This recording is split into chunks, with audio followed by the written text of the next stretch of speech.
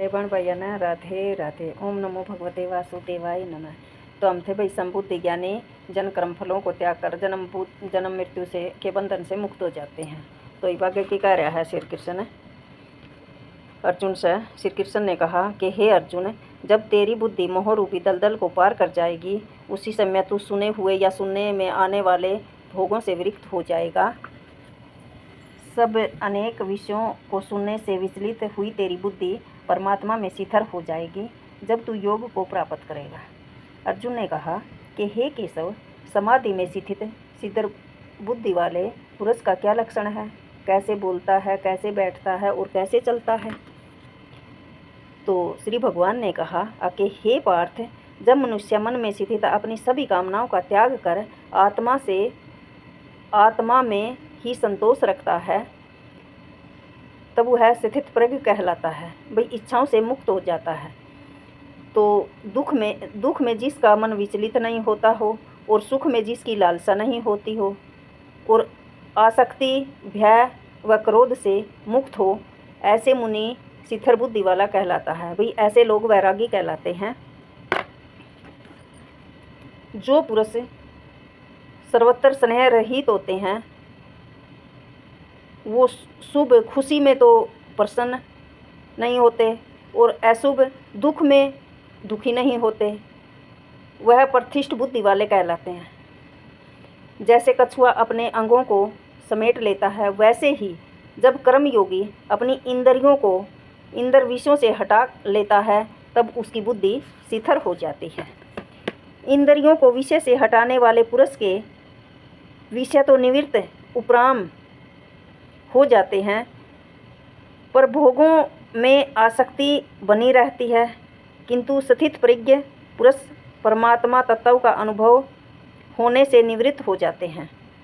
हे कुंती पुत्र, प्रयत्न करने रहने पर भी बुद्धिमान पुरुष के मन को ये चंचल इंद्रियां बलपूर्वक हर लेती हैं। भाई हे कुंती पुत्र, जो इंसान बुद्धिमान है और उन अपनी इंद्रियां भी वश में कर रखी हैं, जो मन इतना चंचल है, कई बार तो भाई बलपूर्वक उन इंद्रियों का बल भी हर लेता है, उनको भी चंचल कर देता है।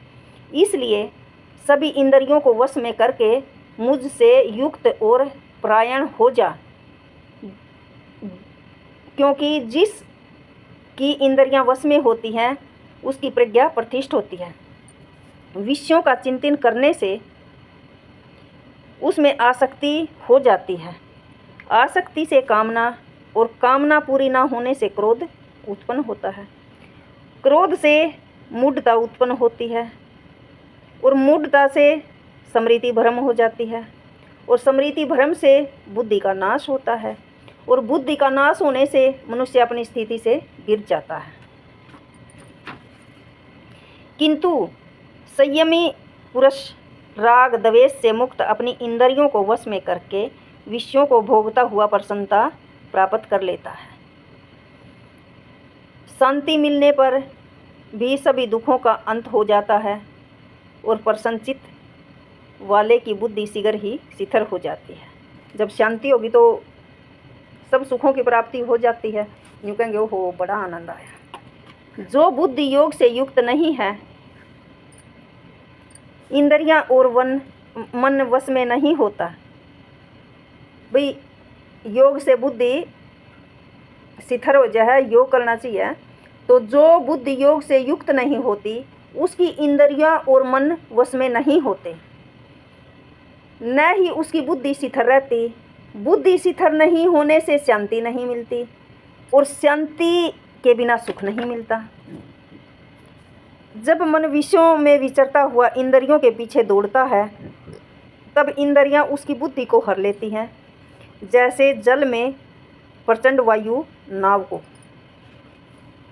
भाई जैसे समुद्र में जाल उठा तो नाव डगम डोल हो है, इसी तरह भाई जब हमारी बुद्धि शिथिर ना है तो फिर हमारा मन चंचल है, चंचल में तो फिर वो तो दौड़ कर कुछ न कुछ करेगा भी।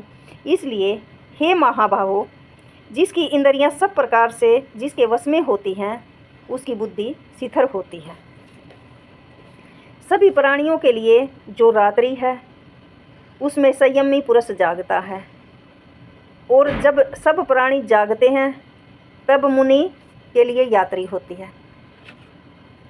जैसे नदियों का जल चारों ओर से आकर समुद्र में मिलने पर समुद्र अपनी मर्यादा में अचल और शांत रहता है, वैसे ही संयमी पुरुष बिना विकार उत्पन्न किए परम शांति को प्राप्त कर लेता है, कामनाओं को चाहने वाला नहीं।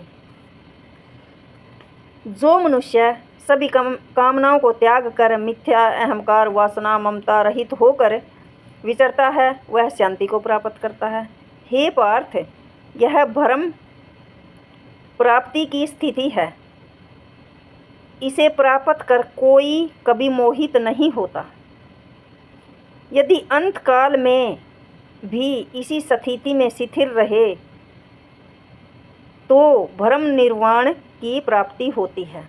इसका भावार्थ है कि भाई जो मनुष्य ऐसा मनुष्य भाई जन्म मरण के चक्कर से छूटकर मोक्ष को प्राप्त कर लेता है, उसका मोक्ष हो जाता, उसका जन्म मरण नहीं होता। तो दूसरा अध्याय संपूर्ण। सारे बाण भाइयों ने राधे राधे। ओम नमो भगवते वासुदेवाय नमः।